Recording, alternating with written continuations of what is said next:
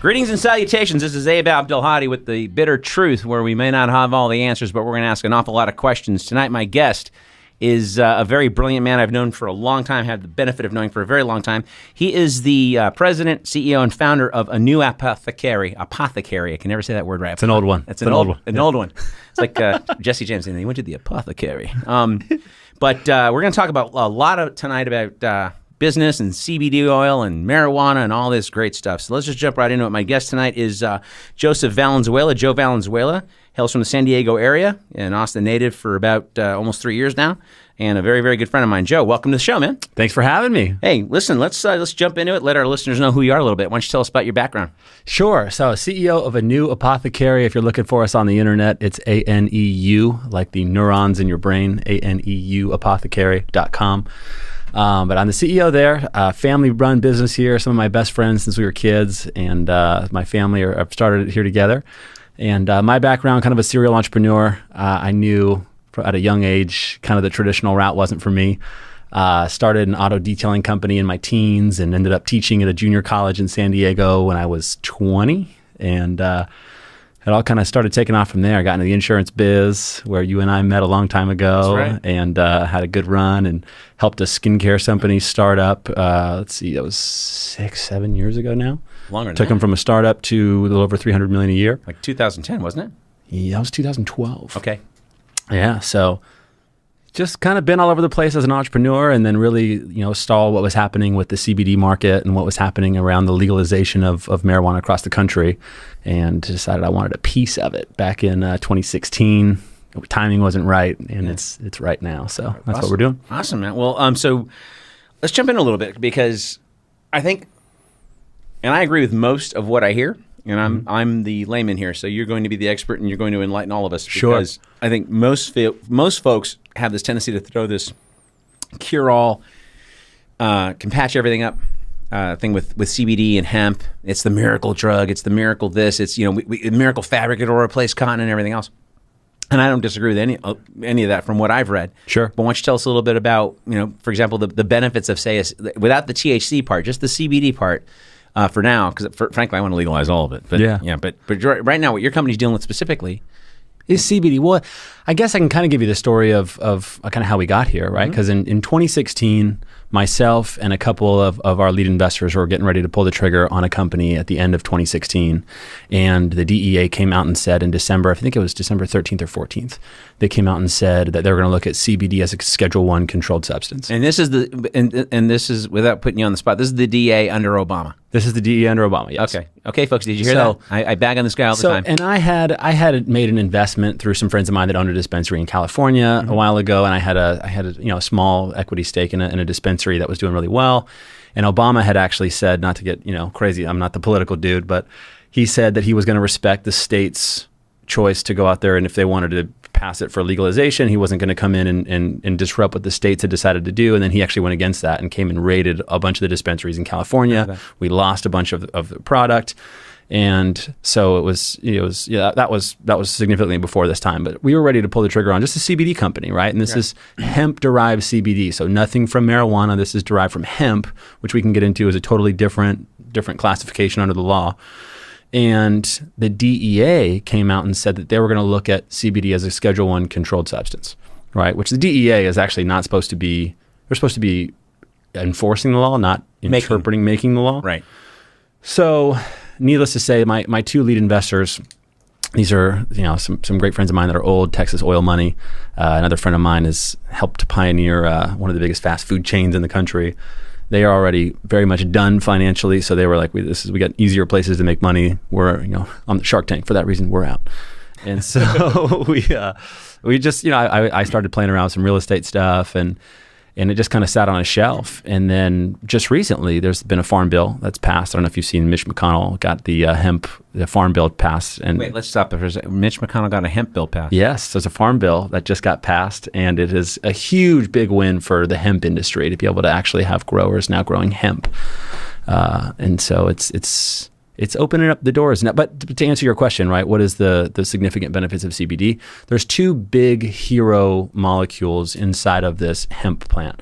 The one that that we're talking about is CBD, which is cannabis oil. The other one that gets a lot of heat for it is THC. And that's the one that has all the psychoactive components that people get high from. And so there's some medicinal qualities actually of THC as well, especially when used in conjunction with CBD. But a lot of the medicinal value of this plant is coming from CBD specifically. And so, you know, you start looking at really just a lot of what it's able to do, and it's really incredible. If you do like even just a cursory Google search on the medicinal benefits of CBD and what it does, it is so incredibly far-reaching. Everywhere from, obviously it's using for cancer, for a lot of the cancer patients, reducing tumor size, but even like small everyday things from anxiety, PTSD, depression, having a hard time sleeping, can't eat, joint pain, back pain, muscle pain. Just across the focus, clarity. It really is one of these incredible things which is why it's been so heavily regulated for so long, because of how much big pharma has to lose, I think. From having so many different ailments be able to be taken care of from a plant that grows so easily. Grows kind of like a weed all over the country. Well, see, that's like, why can't we have nice things, man? Why can't we have nice things? Yeah. And I want to. This is my wheelhouse. So you mentioned earlier that it was made a Schedule I drug, that the DEA unilaterally, apart from the top cop, the Attorney General, decided to kind of create and interpret law. Is that correct? I have my own theory about kind of why that happened. Go ahead. And so this is my own conjecture here. So I'm just going to give you my conspiracy theorist nature. But I think it is actually well founded. Well, it takes two for a conspiracy. By the way, it's not crazy. There's only you two and people. I, baby. Let's do this. That's it. So there's really, this is not a conspiracy. A company called GW Pharmaceuticals has got the patent on CBD, right? Okay. They actually own the patent for CBD now. CBD or synthetic CBD? Well, so it's synthetic CBD they've been able to make and patent, right? This is just an isolated molecule. I believe that they actually have the patent on this isolated molecule. So a way that, like take aspirin, for example, right? Aspirin comes from willow bark. Right, like the old Roman soldiers used to chew on willow bark, and it would provide pain relief. Right, and so if you synthesize willow bark in the way that these big pharma companies will now take and find the one molecule inside of willow bark that is producing the biggest relief in pain, you can manufacture aspirin out of that, and that's really what it does. And so CBD is this isolated one molecule of the over 100 molecules inside of the hemp plant. It's one molecule that's a big heavy hitter in all these amazing medicinal qualities.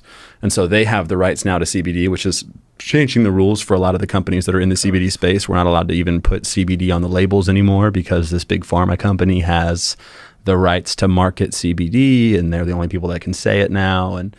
But it actually... And is that still the case, or is it being appealed? Luckily, there's a lot of big money already in the space, and so there's people that are even much bigger than I am that are able to go fight some of the big battles.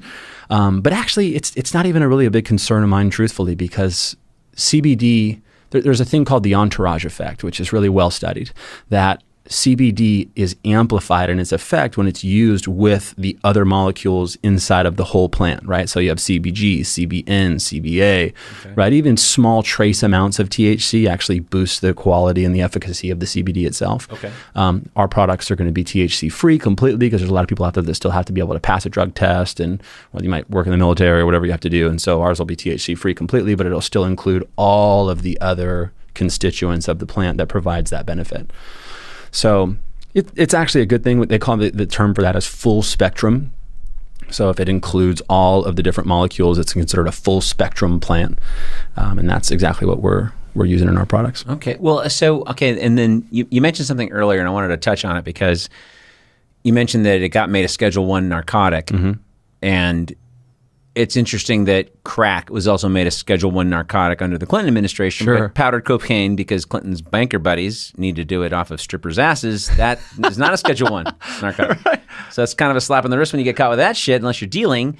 But then if you're caught with a vial of crack in your backpack, you're looking at Rikers for 2 years, and under Obama and Bush, now you're without charge indefinitely. So is it a racial thing? Because pot got made illegal in this country in the 30s because a bunch of Mexican farm workers were working during the Depression. They smoked pot too.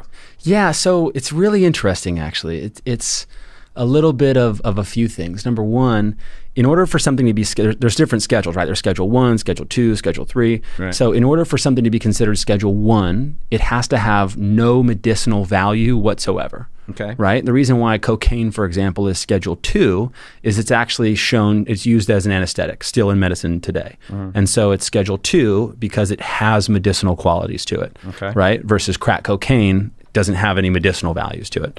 And so it's not Schedule 2, Schedule 1. So but isn't that an interesting coincidence that, rich white bankers happen to be using cocaine and poor black and brown folks happen to be using crack? So that's the first part of what you're saying, right, is scientifically here's where race could come into it, right, is in the mid-30s you have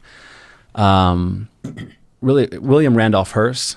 He was kind of like the Rupert Murdoch of his day. Yeah, he owned like 70% of the United States papers. Huge newspaper tycoon. He owned a huge percentage of the timber industry. Yes. He owned a bunch of paper mills. And this gentleman, being so heavily invested in the timber industry, which is obviously using to make his paper fiber for the newspapers, hemp is. So hemp is an amazing, amazing, amazing plant. Yes, it is. It is like almost like this freak, weird plant on this planet that has the tensile strength of, like, if you cord it right, you braid it right, it has higher tensile strength than steel. Wow. But it's light like balsa wood. Right. It's like the weirdest. You can make tanks out of it. Actually, there's a video, if you look up Henry Ford making the first Model T, with his fender that he put on the car is actually made of this hemp wood. And he's just he's hitting it with a hammer like crazy, and it's got a stronger tensile strength to it than steel, which is pretty cool. See, and if we didn't have such a fucking death economy, we would promote stuff like that. And so this is actually one of the biggest exciting things I think about from an entrepreneurial standpoint is that we're finally coming into this kind of golden age where it's out of this prohibition time. And but going back to the 30s, you have just a huge propaganda machine, right? You have marijuana wasn't even a term back then; it was a slang term for Mexican wild tobacco. So they called it this, Mexican wild tobacco, and then there was a movie called Reefer Madness. I'm sure you've seen, which is huge propaganda piece. If you see it stoned, by the way, it's even funnier. It's awesome. Which, I mean, the whole thing is a propaganda piece saying that these blacks and Mexicans are raping white women, and that it's, they used it as a piece to go out there and get it in front of Congress to say, you got to outlaw this marijuana, this crazy drug. And that was 100% pushed by this William Randolph Hearst guy who had a ton to lose by hemp becoming the mainstay crop. So just to give you a little bit on that too, there's a thing called the decorticator that was made. This is what really spurred, because hemp was being used for a long time, right? Hemp, and in fact, our Declaration of Independence was signed on hemp paper. Yes. Old Glory, our flag that we flew was made on hemp. George Bush Sr. jumped out of airplane and used a hemp parachute. It's an incredible, incredible plant. It really is. It's like this. You can make clothes. The clothes that you can make out of it last so much longer. If you make a T-shirt or jeans out of hemp, longer than cotton. Oh my gosh, it's crazy, right? And so the same thing that Eli Whitney did with the cotton gin, right? Where before we just had slaves kind of picking everything, and it was really tedious and sucked. The cotton gin came out and made it a lot easier to go process cotton. Well, the decorticator comes out, and it's very difficult before the decorticator to process hemp because it's such a hard, durable wood. Turning it into a pulp to make paper out of is an extremely tedious process, right, to do manually. Right. So the decorticator comes out, and all of a sudden you can process hemp and make it into paper, textiles for clothes, all kinds of really cool things. And immediately the propaganda machine turns on, right? Saying, we got it. These Mexicans, these black guys are out here raping white women. This wild Mexican tobacco, marijuana is the culprit here. And they rushed to get this in front of Congress and passed a law outlawing marijuana, not even realizing that they were outlawing hemp. That's the crazy part of it, is they didn't even know that they were outlawing hemp at that time. It was just, it created a lot of havoc. Well, you heard that expression, you're not stupid, you're just in Congress. Right. So it's crazy. And so, what's crazy is still today, even since the invention of the internet, where you can kind of look at all this stuff and get educated on it, that we're still living in this draconian, weird time where everything's been outlawed on these crazy laws. So, see, don't you think that it's industry playing on our puritanical background? For example, just to get back to opium for a minute, right? Sure. So we get in Afghanistan. And let's just be honest. It's not, this isn't Abe's Gazette or the conspiracy thing. Sure. If you ever read the 9/11 Commission report, where, George Bush and Dick Cheney held hands like the Bobbsey twins, not under oath, with no press in the room, no family there, and the doors were closed.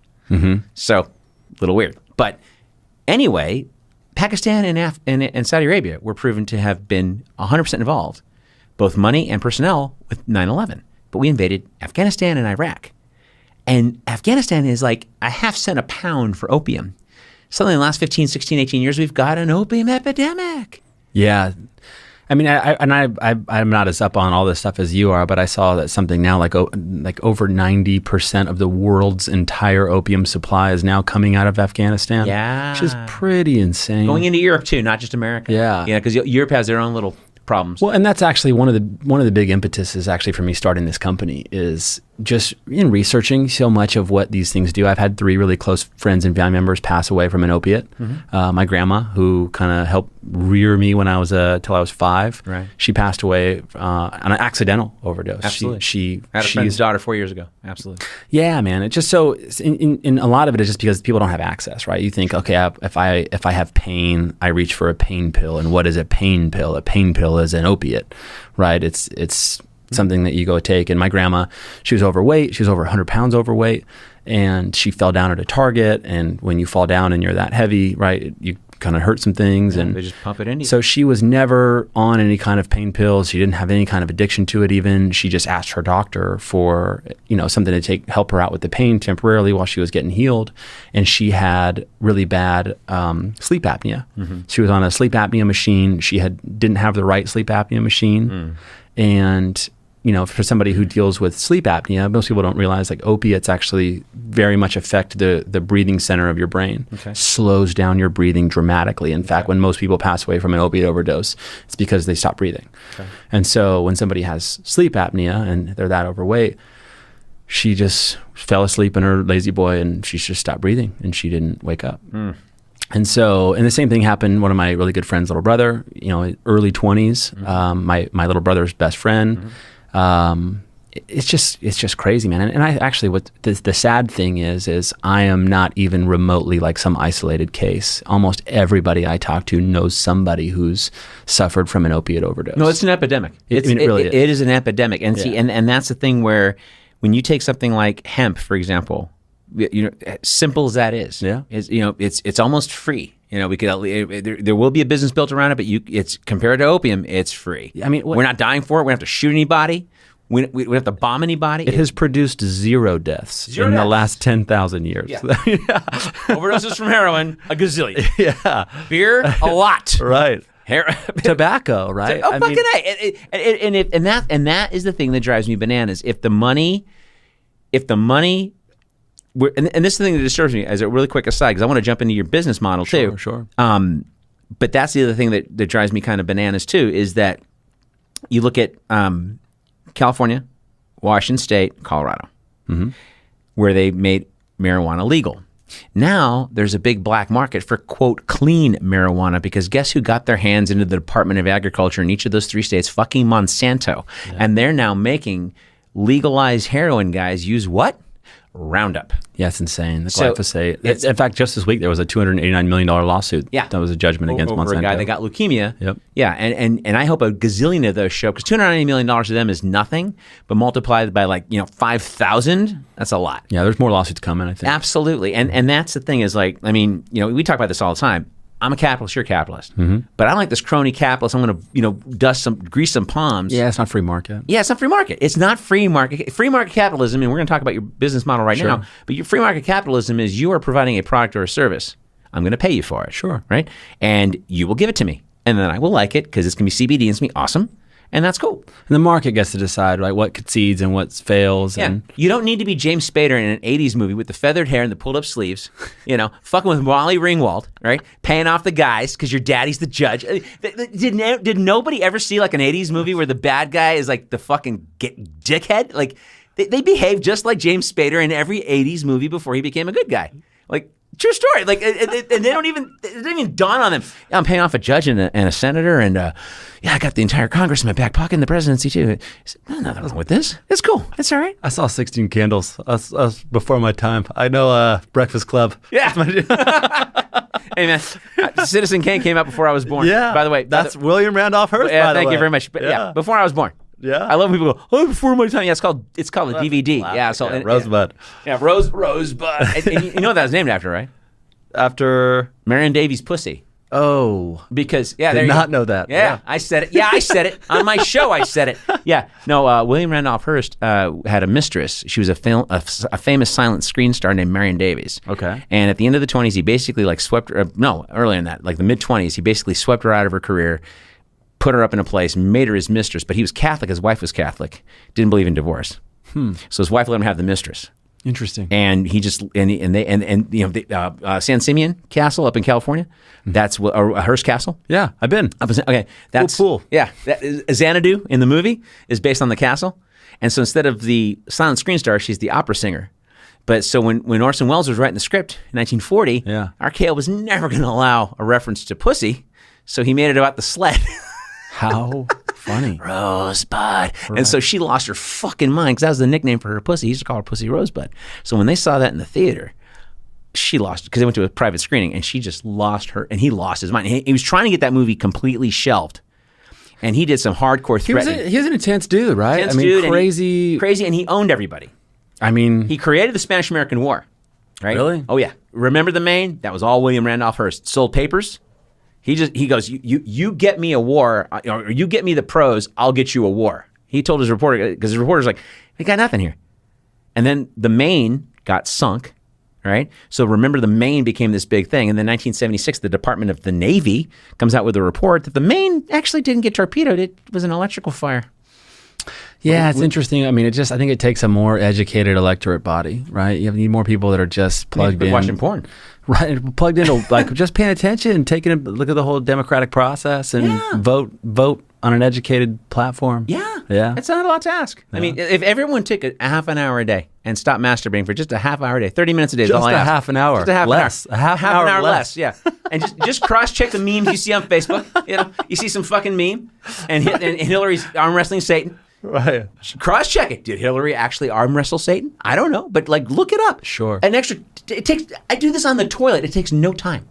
Sure. But anyway, listen, I want to get in. So you've got this great product, and when are you guys expecting to launch? We're looking to pre-launch, do like a soft pre-launch in November is what we're shooting for here, and then do an official launch in January. Okay, and what's the distribution model going to be? So influencer marketing, we're calling it social marketing, right? So it's kind of a mesh of two worlds, right? An old world that a lot of us have heard of the network marketing, kind of a belly-to-belly, old world, pre-internet type world.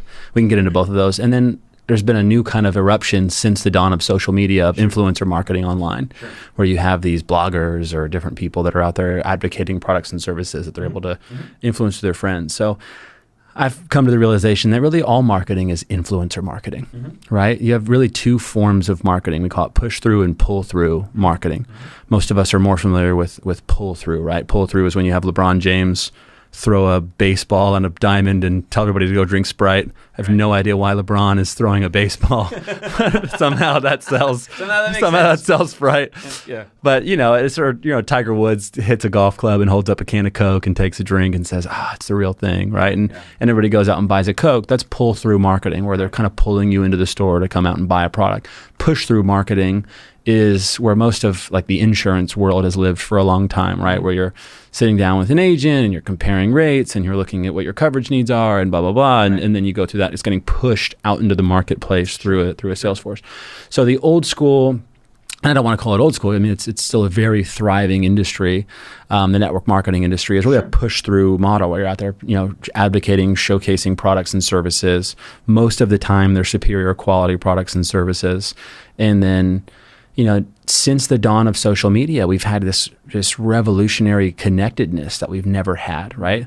That was, when I got started. Well, I guess let me take you back all the way. So when I was 18, I went out to a presentation for one of the big boys. That was, I can say it on your show, is Amway. And I was 18 years old. It's a friend from, it wasn't even a friend from high school. It was a kid that was a foreign exchange student from Africa, came to our high school. And he was, he's kind of this like crazy kid that was like at our high school, and everybody loved him. Everybody was cool with him. Like he, was like the foreign exchange kid. Right. And he invited me out to this business presentation when I was 18. And I just was kind of like, I felt bad like not going because he was like the foreign kid. So I was like, yeah, for sure, I'll go. And so I showed up. He invited me out to this presentation. It was so funny, man. He's like, oh, we're having a corporate overview. I'm like, oh, corporate overview. This sounds official. And then I show up and it's an apartment complex. And I'm like, what a corporate overview is in here? So I show up and everybody, I kid you not, everybody's Indian, right? Okay. Dot, not feather. And I'm sitting there in the room, and there's me, the other black kid, me, I'm half Latino, half white. So, and I just remember sitting there like, what is this thing? These Indian guys are so fired up talking about having your own business, and they're selling toilet paper and like toothpaste. And they're like, dude, don't you get it? Like, you're buying all these products from corporate America. These guys don't care about you at all. You just buy it from yourself. Start your own business, dude. Buy it from yourself. I'm like, that's a no-brainer. Why the hell am I buying all this stuff at Target? This is great. And you still live with your mom. Right. So I get so excited, right? I run home. I tell my dad all about it. And he's like, oh, dude, I tried that in the 80s. It'll never work.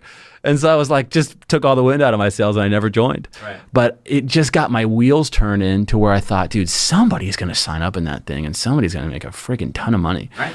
And a lot of people have. I've met what they call diamonds. I've met some people. Yeah, and I never joined. It wasn't my thing, but it at least got my wheels turning around the concept of being able to develop a business that would pay me income when I wasn't working, and being able to build something for myself. And so it was.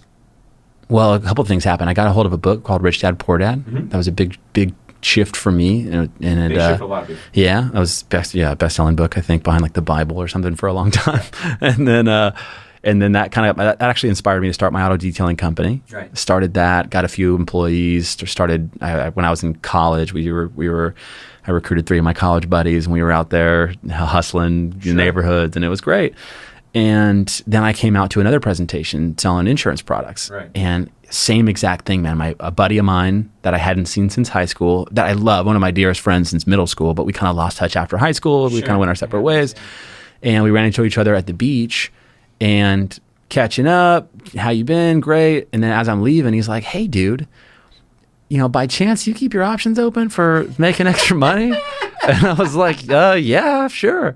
And he's like, well, dude, come out with me on Tuesday night. They've got this corporate overview going on. Yeah, sure. And I was kind of like, I think I've heard of one of these before. All right. But, you're 20. You're like, all right, I'll check out anything, man. Yeah. I need every opportunity I could get. So showed up again, and actually Tara Postenbach was doing the presentation that night. And, dude, I absolutely love this girl. And she changed. She I didn't think she was a mom at the time. No, she was single girl, and I just remember thinking, I think she was only probably making at that time. This was years ago, 60, 70 grand a year, maybe, I don't know, 80 grand a year, whatever. It was from home. But dude, and from home, and that was in my 20-year-old head, I'm like, I could work 40 hours a week for 40 years of my life, doing God knows what, right? And that was at that age in college where I was trying to settle on a major, and I was trying to pick what I wanted to be. Like every 20-year-old is fully qualified to decide on what he wants to be for the next 40 years. Right. So I was like, dude, I could, if I just made like $300 a day in this thing, I could surf all day and just have that would be the dream, dude. Yeah. So I just, and it was an insurance product. It wasn't this other company. And so I just thought, man, yeah, it was, definitely. It was pretty big legal. And so I just thought, man, like this isn't, my dad didn't try this one. All right, I'm going to give this one a shot. So it took me a couple of years to figure it out. I had a lot of it took me 2 years really to kind of get the confidence, I think, built up to really just make the decision to actually do it. It's a new pair. And in the interest of transparency, I was in when I met you. Sure. And I still get a residual income because I went a different direction. Sure. I didn't build a big networking team like you're supposed to. I sold the stuff. Sure. In employer groups. Yeah. The punchline is I still got recruited. Yeah. And if it was like a job I had to apply for, there's no way I would have applied for it. Sure. I was coming out of entertainment. I hated human resources people. Sure. I hated CFOs. Hated those people. They're boring. Yeah. I don't like them. And now I like them. It's my day job. I do employee benefits now, but because of this company that dragged my ass out, I was a substitute teacher. We lost our film deal in 2001 at Sony, and I was lost and subbing and looking for another gig, and I couldn't find a gig that would pay me what I was even making before, much less offer me the things that we were supposed to be doing once we got this, that, and that other setup. Sure. So I was like basically a glorified employee, and at the age of 38, I was like, this is cute for somebody just getting out of film school with some student loans. Maybe mom and dad are helping them out, but I got to make some money. Right. And the sad thing was I was making more money substitute teaching than I was getting offered, because I was teaching in LA Unified, and I was working in South Central, and they paid you what they call battle pay. So South Central back then. yeah. How to survive in South Central. So yeah, man, I was getting paid battle pay. I'd get there at 7:15. They pay me 45 minutes extra on the day because I got there at 7:15. Right. And then they threw an extra $50 a day every day that I stayed retroactive on these long-term assignments, because they could not hire teachers. Sure. So they would keep renewing my 30-day credential. They'd kick me out of the class at 28 days after I made like $6,000 for the month. And then they'd bring me back 2 days later after the reset happened. I'd be in the same class. Yeah. I did that for like 3 years. So it was like, I had a hard time finding anything that was going to replace that income. So when I found prepaid legal at the time, Legal Shield, I wasn't even attracted to the networking side, but the product made so much sense. That was me too, dude. Honestly, I saw the product and I thought, I think $17 a month was like the low end of the plan, At that time, $35 a month. to get a lawyer on tap anytime. And I'm like, dude, this is a crazy, sick, awesome product. I'd almost been sued the year before by a crazy fucking producer guy on a deal I was working with this other writer. Yeah. And he had the money, but I was afraid. I was subbing at the time. I was almost, I was like, income was what it was. And I'm going, shit, I might have to borrow money from my brother, because I can't face a $50,000 lawsuit. Sure. I can't face these kind of legal expenses, because I was still paying off student loans and everything else. But the thing is, and I want to get into this, is because when you say network marketing, immediately people, their hair goes up on their neck, right? Sure. Because they've had a bad experience. Most people had a bad experience, and most people didn't make any money. How many people do you know that you've made a lot of money? Sure. And I haven't made near what you've made, but I still get income that I wake up, it's there every day. And people sometimes they see my schedule. Yeah. So I do employee benefits, but it's amazing how I don't shave for 3 or 4 days until I have to behave and go be an adult somewhere. Sure. Like tomorrow I have to be an adult, so I got to shave, shave my head, be clean, and then show up and hey, here's some, do my little enrollment. Sure. But all of that to say, I still have a residual income even if I don't go do that tomorrow. Yeah, absolutely. And that just from a book of business that I built. And this isn't even on the MLM side. This is just people that have the thing through their job. And so that's an exception, I guess, for some people. But most people's experience with MLMs have been horrible. Yeah, I mean, I go back and forth on that. I mean, I think first to your first point, it's like, number one is this is just a distribution model, right? It's all this, you can distribute a product in a lot of different ways. Sure. You can do it online. You can just go direct to consumer. You can have retail stores.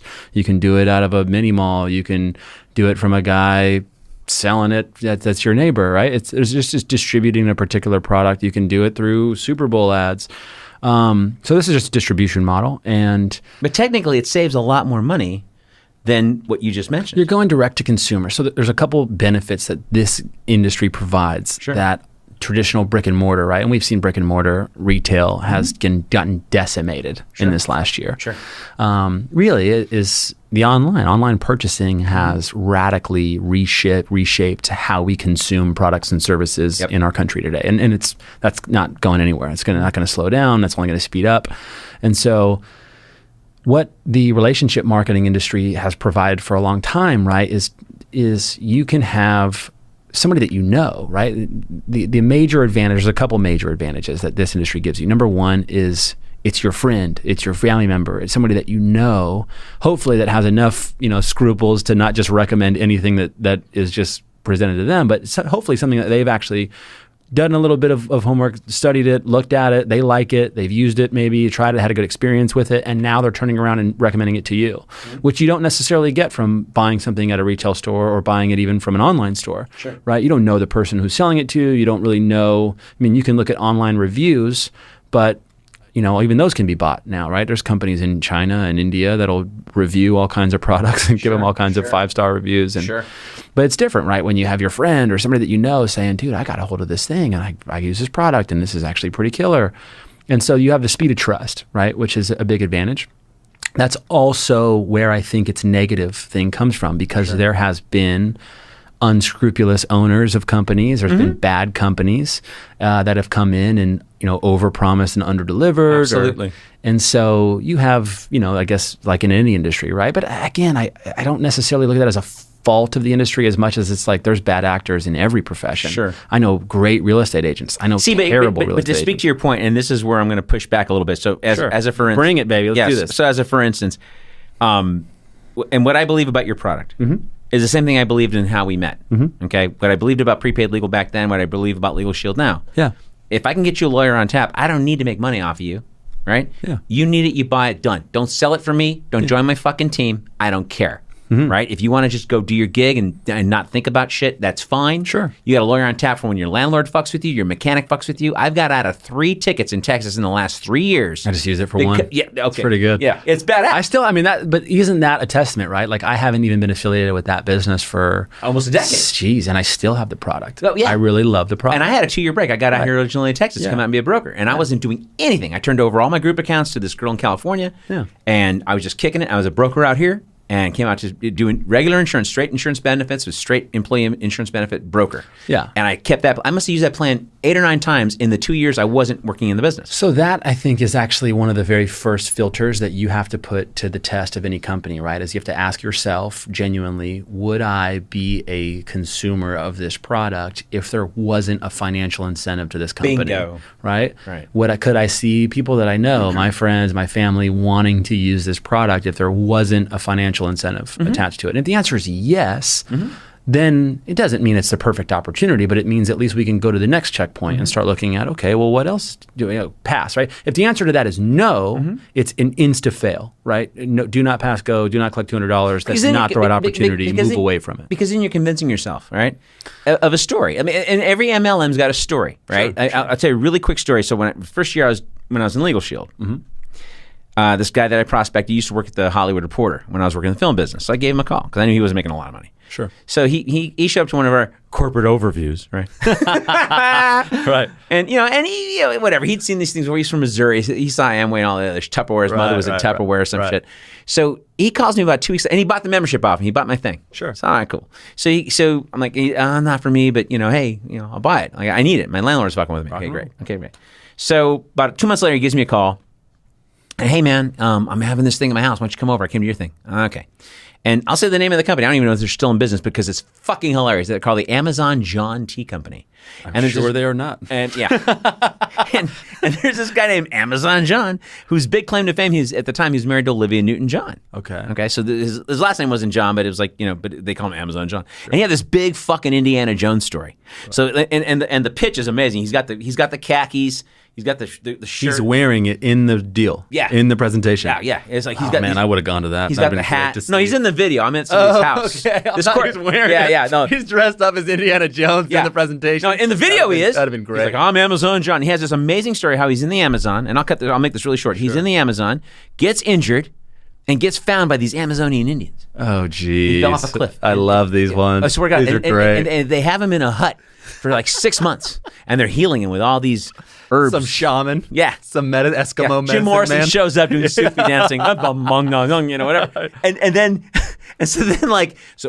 But I vowed I would come back to America. Right. And these herbs I would sell, and I would give 30% of the profits to these Amazonian Indians in these, and these are, and I mean flat out like fig leaves, little dick thongs. Yeah. Right. Like the tip of their penis is hung on by a rope, and that's how they hold it up when they go hunting. I mean, I'm talking National Geographic fucking shit. Sure. So then so flash forward, 5 years later, and they go back, and there's nothing worse than watching a bunch of white people trying to Sufi dance with indigenous peoples of wherever, right? Bunch of fucking college all these kids. tribal dudes are like, what is this guy doing? Hi, I went to Yale and I majored in anthropological things about indigenous wherevers, and that's it was fucking annoying. So because I felt bad for him, I bought this box of tea. It cost $40. Yeah. And it was a box of tea that at Trader Joe's, $3. Sure. Right? $3. And I'm like, well, okay. But it wasn't gonna be like a monthly thing from me. I bought it there, ran my card, and I had the little check the box on the application. If you gotta fill out an application to buy a box of tea, you got problems. And I had to check the box that this was not gonna be a monthly deal. And I go, and he goes, what's up, dude? I go, well, let me try it. You know, like, oh, Sure. Right. How many boxes of tea are you going to buy for $40? One, most likely. One to help your buddy out, and that's it. That's my short story, but continue. So what you're talking about, so this your product, though, with the new Apothecary, with CBD, in that space, that arena, you are genuinely bringing a product to the marketplace that nobody would say no to. Well, I mean, you do surprisingly, like I have a grandma, right, who like is so afraid. There's certain segments of the population still in our country that are like, oh God, a drug, like it's a drug, right? And even the term drug is such a broad term because the term drug could include caffeine, and it could also include heroin. Sure. So it's like, what are we talking about here? There's good drugs that we all agree on, and there's all bad drugs that we all agree on, right? So there's a lot of people that still don't have a nuanced understanding of like what it is. Right. So we do have some hurdles to overcome for sure. Sure. But your product would be purchased without the opportunity attached to it. Totally. Which is the filter we just talked about. Totally, right? And so we're launching actually with an AM and a PM product.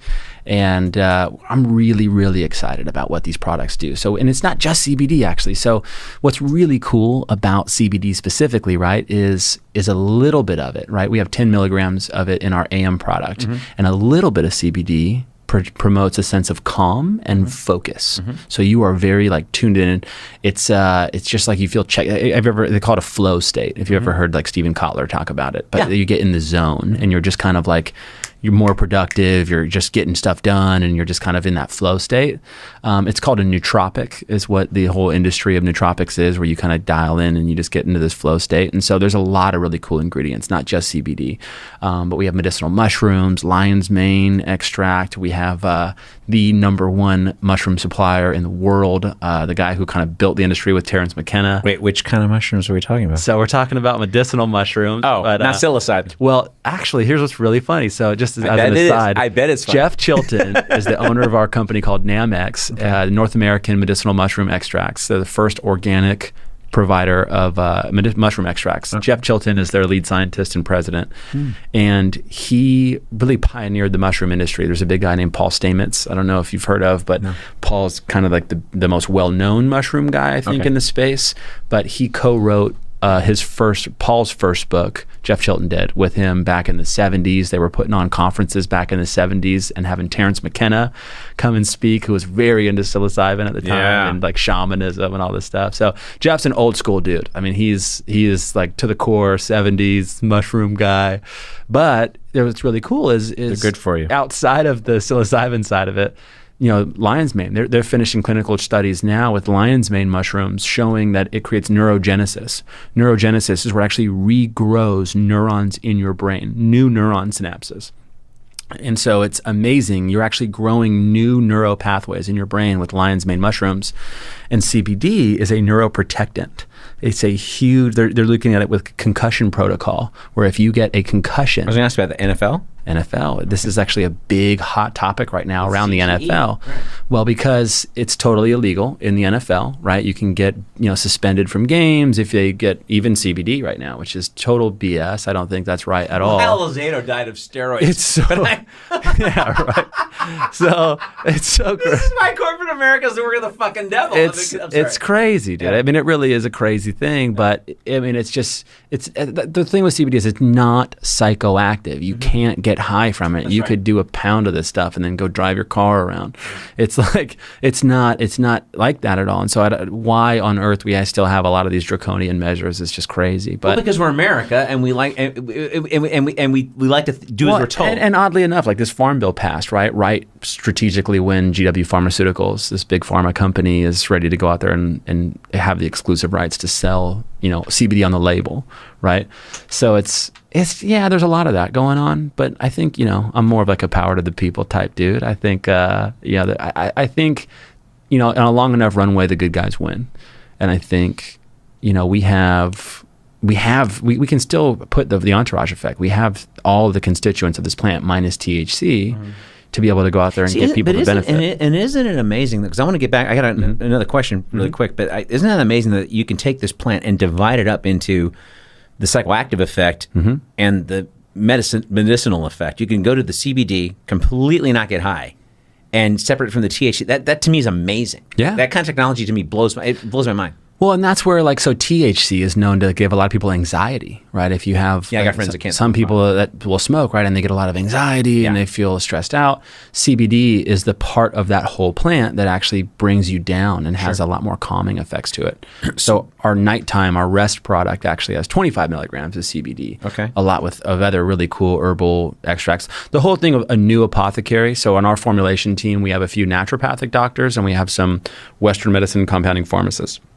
And so we're kind of like a Eastern medicine meets Western medicine, right? And we're kind of this taking this Eastern herbalism and all of these really cool herbal extracts that you don't have to worry about, like with a lot of the pharmacological medicine, the side effects and all these crazy things, where even a lot of the nootropics that are on the market right now are not designed at all to be taken long term. The clinical studies that are done on a lot of these ingredients is a 6-week trial, right, where it's shown safe for 6 weeks, but there's no literature showing that you should be taking it longer than that. Well, let me ask you really quick. So to back up, so you were talking about the neurological healing properties of CBD. Like, what about MS, muscular dystrophy? Multiple sclerosis. How about Lou Gehrig's disease? You think or no? So I'm not going to give medical advice on here. No. However, but just generally speaking, like what are some of the healing properties that could it at least help people live with? Like AZT drugs didn't heal AIDS. Yeah, but it allowed people to at least live with HIV. Sure, or at least live a life. Yeah, so like CBD is a huge antioxidant. It reduces inflammation across the board in your body, which reducing inflammation, there's a lot of medical literature now that's showing that all disease is shown to come from inflammation. Okay. And so a reduction in inflammation across the board in your body leads to a reduction in disease. And so there's a lot of that going on where people will notice if they have any type of muscle or joint issues, any type of pain, chronic pain that they're dealing with, some more subtle pain, there's a huge help from just being on a therapeutic dose of CBD on a regular basis. Okay. The mental clarity and focus that you get out of it, you're just like a recall, your memory, you're sharper. There's a lot of other cool constituents that we're actually adding in there that do the same thing for boosting your mood and boosting recall and boosting memory. Our AM has some cool natural herbs and vitamin B12 that are plant derived that give you a natural boost in energy without that crash like caffeine in the middle of the day. Right. Our rest products promote. There's not like a heavy like a sleep thing that's going to make you go out there and get addicted to it or anything. It just promotes a sense of calm and relaxation where you kind of feel ready to get under the covers and feel good. and not be burdened with all your and you crap. Don't wake up groggy and all tore up. No, I've tried your stuff. Like I was telling you, like you guys recommended the little 2 shots, and I was kind of heavy, but you got phase 2 of the product. But the one shot though, man, I woke up good. Yeah, I woke up good. So so we've established. Okay, and by the way, as far as social marketing or anything else you want to call it, it's like real estate is relationship marketing. Sure. And anything you're going to do that's above and beyond the 8 to 5 punching numbers into a keyboard is relationships. Sure, it's business. And so we've just established. Dare I say, I think we've established a real product that if I was to market this in the public, people would buy this from me. Sure. They may never sell it, but they would buy it. Totally. Okay, and they want to reorder it. Right? Absolutely. Something that you take and you want to take again. And you want to take again. And they'll recommend it to their friends. And you and I know those people. They'll recommend for days and never want to market it, which is fine. Yeah. Because everyone's got to do something. We love those people. Yeah. Yeah. Dude, I had a referral on Friday. It was fucking awesome. Yeah. I need a legal plan. I need to get my prenuptial agreement. Yeah. Whatever. Yeah. And you're fine. So all that to say that now you kind of fall into the small minority of companies where this isn't a big sell to the soul. Right? Like, okay, I'm going to a hard sell. It's a hard sell to yourself. If I got to talk myself into selling toilet paper, that's a fucking hard sell. True story, man. If I got to talk myself into, like Monavi, remember that shit? Yeah. Okay, I go to 7-Eleven right now. I got a little Yeti I keep in my car. Sure. And sometimes I only drink on sweet iced tea. And sometimes the guy didn't make any because he's being a dick. And that's okay. Right. So I got to get their little Power Water acai berry thing, which I'll settle for because I don't like soda. So, okay, But Monavie was selling the same acai berry that I just paid 76 cents for in my Yeti cup. Right? Remember that crap was like going for $50 a wine bottle? Yep. Okay. And it went for a couple years. Yeah. So And they got a jet. They had all this stuff, right? Yeah. And so you see that happen a lot in the network marketing profession is where you have like an innovator. And actually innovation hits the network marketing industry actually a lot of times before the retail market. Absolutely. Because it's less of a gamble, right? The cool thing about the business model of network marketing is you really only spend money when you make money. Right. Because you're not paying for the overhead of traditional retail space. And you'll pay the guy until he makes money. Well, exactly. He goes and sells something, you take in cash, and then you pay him a commission. That's right. Right? And so it's you'll see a lot of innovation happen inside of the network marketing space a lot faster than brick and mortar. Right. But also because of that, like Monavie is a great example to pick on, right? Where even like Tahitian Noni from back in the day, right? so and you had all the big companies like Tahitian Noni, and then the mangosteen companies blew up, and then the acai companies blew up, and it all happened where look at Tahitian Noni. Tahitian Noni rocketed, exploded to $500 million a year in sales, and then Costco picks it up, right? And it's been then all of a sudden it's decimated by the retail market, and so. Same thing happened with Monavie. They were a big market leader and pioneering acai, and they could garner a top end price point in the market. Right. And then Fruitivee came out in Costco, and it was a third of the price, and it just decimated their market. My ex-girlfriend and her husband, who I was still friends with, they were trying to drag my ass into the mud. I go, dude, it's a goddamn. I mean, I can't. Yeah. I can't. No. And then when Fruitivee came out, I'm going neener. Like, right. And what's funny about talking to you, because this isn't. I can't talk to too many people about this. This is almost like rock and roll trivia, but for network marketing. Sure. Like we just go down the list and go, you remember those guys? Whatever. Right. But so few companies actually provide a real service apart from the opportunity. Sure. And it's usually an overpriced opportunity to generate to pay for comp plan. To pay for a compensation plan. Yeah. And that's the difference between, say, what you're talking about, or like a Legal Shield, or like even a Melaleuca, which I have never used personally, but I can tell you how many friends I have that swear by it. They don't sell it, but if they've got like scars, or, from a burn or cuts, tea tree oil. Yeah, it heals stuff. It does. It's like they got a real product. I mean, it's been around since '84, and they've done over like 1.3 billion, I think, last year. And so there's a lot of companies that are real deal. And in the few minutes we've got left to wrap up, I mean, I think the big issue, because I love when people. Because I don't have a dog in this fight anymore. Sure, I haven't. Give me the hard ball, dude. Yeah, I haven't recruited a fucking person in years and years and years. I only sell this stuff. Sure. I only recruit and work with employer brokers that get me into their employer groups, and I sell it along with a dental plan. I haven't. And 2 or 3 times a month, I get referred by somebody. Yeah. I just sold a plan over the weekend. A guy, he couldn't get his $12,000 deposit back from an apartment. I go, where the fuck do you live? I've referred you a few dudes. Yeah, you have. Yeah, for sure. It's like, oh, you sure you don't want? I'm not in anymore. Okay, well, great. Yeah. But my point is that you have this stigma attached to the it didn't work for me. I didn't make any money, or my buddy didn't make any money. Isn't it more like, well, first of all, bad decisions. I mean, you saw toilet paper as an opportunity. It pans out for the upper guy, but you're only going to make so much money selling this shit to yourself, because that's a lot of what those guys are. They're garage qualified. Yeah. So there's an old saying, right? Is like when a person with money meets somebody with experience, the person with the experience walks away with the money, and the person with the money walks away with an experience. And so there's just a lot of really uneducated people that don't know what to look for, right? And it'd be the same thing if I told you, Abe, tomorrow you're going to sign up and start investing in the stock market, and you are wildly uneducated about what to look for in a good stock and what in a good company. What are your odds of doing well and investing in picking your great stocks to go do well over the next quarter, the next year? Probably really slim, right? And so if you don't know what to look for in a good company, the odds are that you're not going to really do well, and you're going to be able to fall for something that sounds really good, because the truth of it is there's a lot of us that need opportunity, right? There's so many of us, especially in today's day and age, and it's only going to happen more and more in the future, where the need for an additional income stream, the need for multiple income streams is growing rapidly in our country. And with automation technology that's coming down the pipe, it's going to grow massively in the future. Right.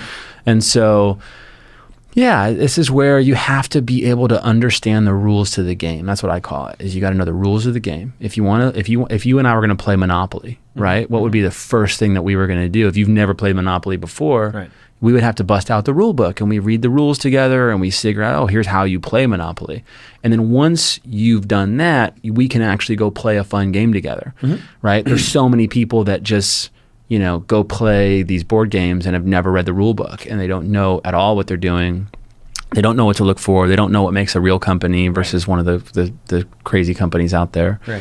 And so, unfortunately, see, but see, here's the thing though, and this is like throwing a ball in your court to be on your side. Sure. Is that I could teach you how all day, but if you don't have the balls to go out, we talked about real estate a second ago. I know realtors that make a good 6-figure income. Sure. You sell a house. It's 3% commission, 6% if you're both buyer and seller. You got to go out there and hustle. You got to have the open houses. Be out there on a Sunday afternoon with no AC because the electricity is turned off, and selling and giving people fucking muffins and coffee and tea, and hope people come in and look at the house. But it's a $500,000 house. Sure, right? You get 3% of that. Sure. 6% if you did both. Right. So so that's the incentive. So who? I know Keller Williams. We're in Austin, Texas. Keller Williams is based in Austin, Texas. One of the biggest real estate firms in the country. Yeah, Gary Keller's a stud. Hands down. I've seen him speak twice here at different events. He's a beast. So you got guys that flamed out of that business inside of 6 months, right? They went in. They're an engineer. I don't want to do this. I want to do this. Sure. And then they flamed out. Sure. And then I'm getting lunch with a good girlfriend of mine on Monday. One of the first people I met here, her and her husband are awesome people. She crushes. Yeah. She crushes Keller Williams. So you listen to the person that flamed out, or you listen to the person that actually did it. And so the challenge here is that you show somebody a great product. Now they got to open their fucking mouth, right? You gave them some material. Okay, this is what it does. Yeah. Well, I'm up the let them try. And there's, like real estate's another great example, right? It's like of all the people that got licensed to be a real estate agent last year, what percentage of them do you think actually sold a home?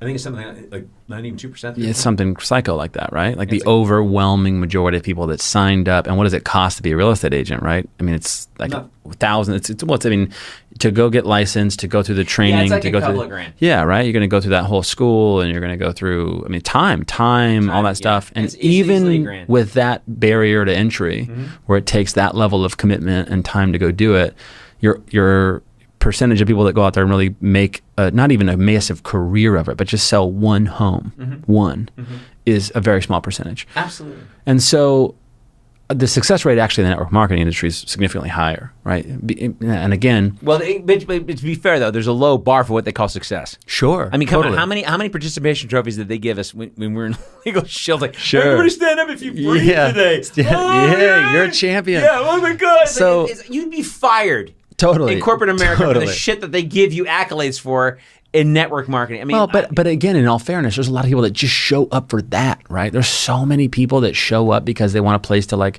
hang out and have a lot of friends. Fucking pay and me, man. Dude, and it's great. I know. Yeah. I'm the same way. I'm there to go. Call me late for dinner. I don't care. But here's what I mean. The thing I really love about this profession, and I do, man. I freaking love this profession. I do. I dig it, man. Well, because it's real for me. I was a kid that, my mom had me when she was 16. We had a lot of challenges that comes with having a 16-year-old mom. Luckily, my dad that came in and married my mom and, showed up and was there as an amazing dude. Yeah. But I really just got to, I was that kid, dude, that just was like, man, I want to be successful so bad in something, and I don't know what it's going to be, but I know it's got to be something. Right.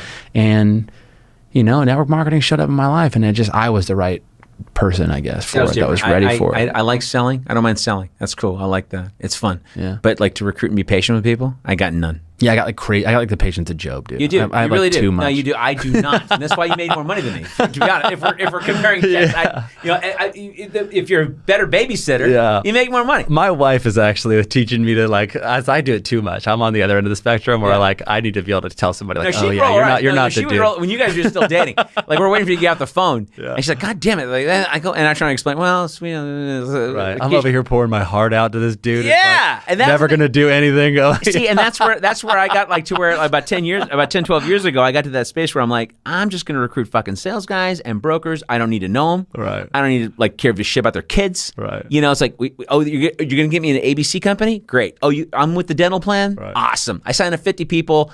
You and me made $3,000 a piece. Awesome. I leave. You leave. We're cool. I don't need to know you. I don't need to be your buddy. We'll get breakfast every 6 months. Maybe we'll golf. That's it. I mean, I'm a weird dude. I pole vaulted. Yeah. I didn't play football. I pole vaulted. I did 3 years in high school, 4 years, 1 year in college. That's a very solitary sport. It's you in the pole. That's it. Right. It's me in the pole. Hey,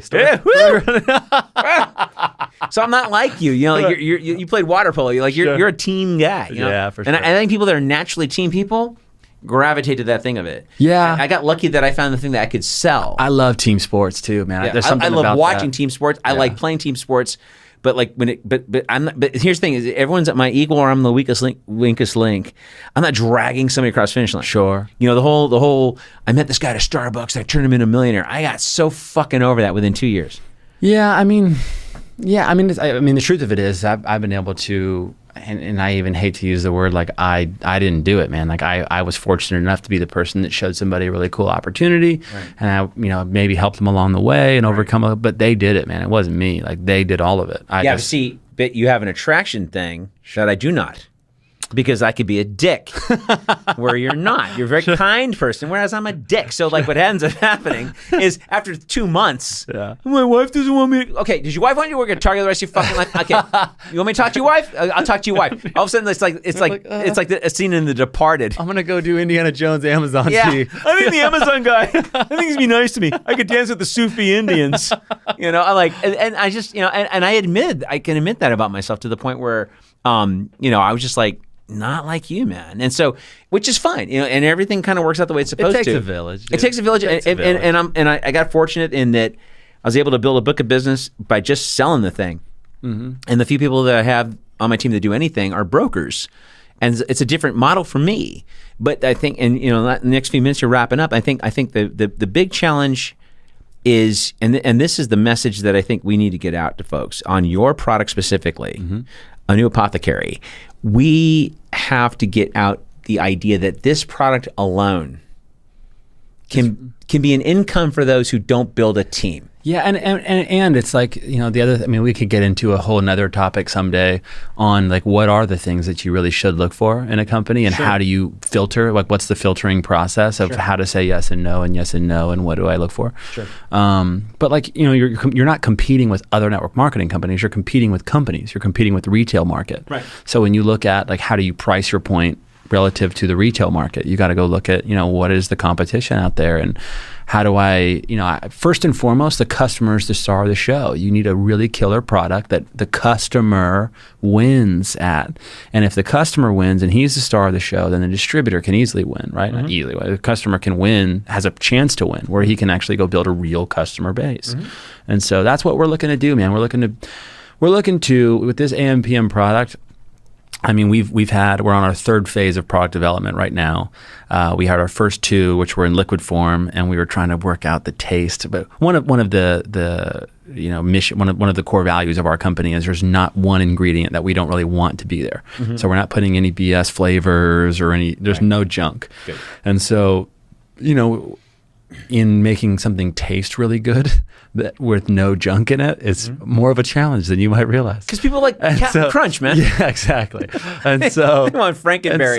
And so you know, we've decided now to go the capsule route, right? Where you don't have to worry about taste at all. You just take 2 capsules and you're good to go, and you have all the good stuff in it. Sure. And so, but yeah, man, is now we're on phase 3 of that, and we're dialing in, you know, just exactly the product we're going to go to market with. And so, but I guess this is probably a good chance. If anybody wants to stay up on, you know, what we're doing with the company, come check us out at anewapothecary.com. Oh, I'm putting links in your description. Oh, cool. Cool. And real quick, I know we went through a bunch of stuff, and I sometimes I go over. It's not the end of the world.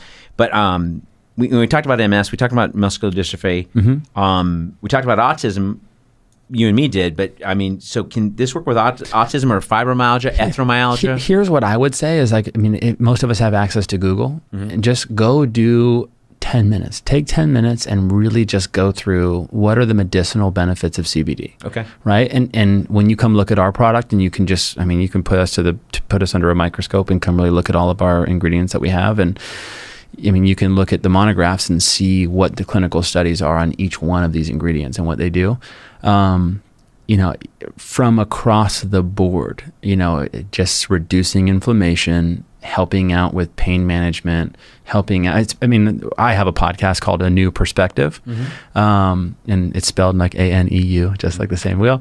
If you want to find us, but we go through just how mind, body, spirit is really what we're trying to impact with a new perspective on how our products impact people from a mental standpoint and your mind, your body standpoint. We have a gut health product that we're working on as well. Nice.